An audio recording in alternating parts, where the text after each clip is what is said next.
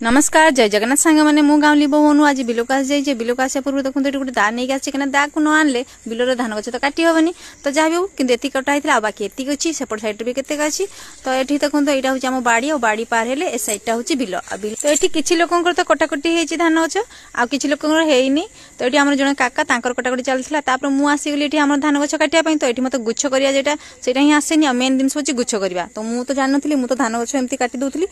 जन आम दीदी सी आसते बिलक तो कहली मत शिखे दियो तो देखते सी मत शिखे दौरान आ बाबू तो ये समय कौन दुकान रे तो कहते सी शिखे था तो ये दीदी को कहला सी मत के सुंदर देखते शिखेदे कि एक थरक तो शिखी हेनी दी तीन थर एमती चेष्टा कले शिखी हम कौन सी जिन सेमती ना जोटा आम शिखापी चेष्टा कले शिखी पारानी तापर तो मुझे मो चलिली मो ड्यूटी धान गछ टे काटापी आती दीदी आम से रोसे करदे